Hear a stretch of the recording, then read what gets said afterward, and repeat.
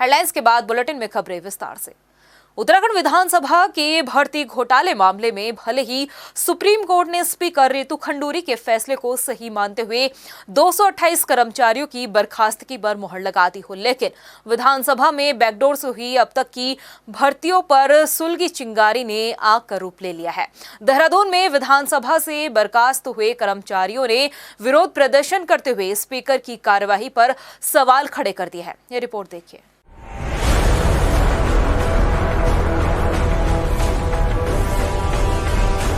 हाल ही में विधानसभा भर्ती घोटाले मामले में बर्खास्त 228 कर्मचारियों को सुप्रीम कोर्ट से बड़ा झटका लगा। बर्खास्त कर्मचारियों की तरफ से दायर एसएलपी को सुप्रीम कोर्ट ने खारिज करते हुए स्पीकर रितु खंडूरी के फैसले को सही माना, मगर सुप्रीम कोर्ट के फैसले से विधानसभा से बर्खास्त कर्मचारी इत्तेफाक रखते नहीं दिख रहे। यही वजह है कि आज विधानसभा के बाहर बर्खास्त कर्मचारियों ने धरना प्रदर्शन कर इसका विरोध जताया। प्रदर्शनकारियों ने स्पीकर रितु खंडूरी की तरफ से हुई जांच को लेकर भी सवाल खड़े किए और कहा कि विधानसभा अध्यक्ष रितु खंडूरी को अब तक के कार्यकाल में हुई भर्तियों की पूरी और निष्पक्ष जांच करानी चाहिए। उन्होंने कहा कि या तो स्पीकर सभी भर्तियों की जांच कराएं या फिर बर्खास्त कर्मचारियों को दोबारा नियुक्ति दी जाए। आज जो हमने धरना किया है कोर्ट से पूरी तरह निराश होने के बाद हमें धरने पे इसलिए बैठे हैं क्योंकि हम वैसे तो रोड में आ ही चुके हैं, क्योंकि हम पूरी तरह से लगभग निरस्त हो चुके हैं। पर मेरा मानना यह है, जो आपको मैं एक चीज दिखाना चाहता हूँ, यह काउंटर एफिडेविट है, कोटिया कमेटी की रिपोर्ट है। ये हाईलाइटर करा है, यहाँ पर लिख देखिए आप 2001 से 2021 तक सारी भर्तियां अवैध हैं। ये कोर्ट में गया है मामला ये वाला कि जब सारी भर्तियां अवैध तो 2016 से 2021 तक ही इन्होंने बाहर करा, वो इसलिए कि हम तदर्थ नियुक्ति हैं, और 2001 से 2015 तक जो लोग हैं वो सारे नियमितीकरण हैं। लेकिन मैं आपको ये बताना चाहता हूँ, बार बार माननीय गोविंद सिंह गुंजवाल जी का नाम आ रहा है, मैं लेना नहीं चाहता हूँ ऐसे, लेकिन 2007 से जो 2012 के लोग हैं उन्हीं के पेन के द्वारा ये लोग नियमित हो रखे हैं। जब उन्हीं के पेन के द्वारा नियमित हो रखे, ये वैध कैसे हो गए और हम उन्हीं के पेन से, और जो हम हैं उनके नियमित होने के बावजूद हमको अवैध कर दिया। उत्तराखंड विधानसभा में बैकडोर भर्ती मामले पर सियासी आरोप प्रत्यारोप की भी खूब जंग छिड़ी हुई है।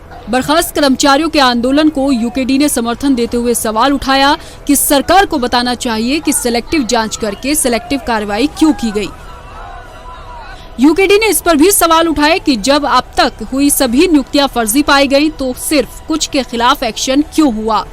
वहीं कांग्रेस ने भी सरकार पर गंभीर सवाल उठाते हुए पूरी जांच प्रक्रिया पर ही सवाल खड़े कर दिए।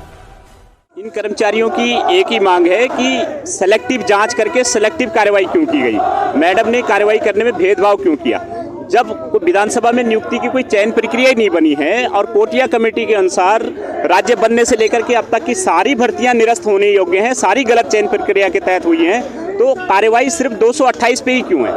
और इसके बावजूद कि जब गोविंद सिंह गुंजवाल कह चुके हैं कि मेरे खिलाफ भी कार्रवाई करो, मेरे कार्यकाल की भी जांच करो, यशपाल आर्य कह चुके हैं कि मेरे कार्यकाल की भी जांच कर लो, तो इसका मतलब है कि रितु खंडूरी किसको बचा रही हैं। जाहिर सी बात है कि अपने पिता के टाइम की भर्तियों को बचा रही है और प्रेमचंद अग्रवाल को बचा रही हैं।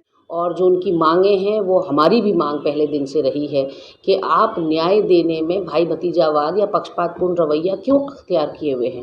आपने गाज अगर गिरानी थी, क्योंकि आपकी कोटिया कमेटी की रिपोर्ट में तो साफ इस बात को कहा गया है कि जब से राज्य का गठन हुआ है तब से विधानसभा में जितनी भी नियुक्तियां हुई हैं सब बैकडोर से या अवैध तरीके से नियुक्त किए गए हैं। तो फिर आपने गाज केवल 2016 और 21 वालों पर क्यों गिराई। कहीं ना कहीं सांप तो लौटेगा ही जब आधा अधूरा न्याय आप दोगे। आज भारतीय जनता पार्टी नौकरी देने वाली सरकार नहीं, नौकरी खाने वाली सरकार के रूप में प्रचलित हो गई। विधानसभा में बैकडोर से हुई भर्तियों पर कार्रवाई को लेकर इतने सवाल नहीं उठ रहे जितने साल 2016 से 2021 में हुई नियुक्तियों पर कार्रवाई को लेकर उठ रहे हैं। बर्खास्त कर्मचारियों का कहना है कि स्पीकर रितु खंडूरी को प्रदेश में अब तक की सरकारों के कार्यकाल में हुई सभी नियुक्तियों की जांच करानी चाहिए, तो विपक्षी दल भी इसे आधी अधूरी जांच करार दे रहे हैं।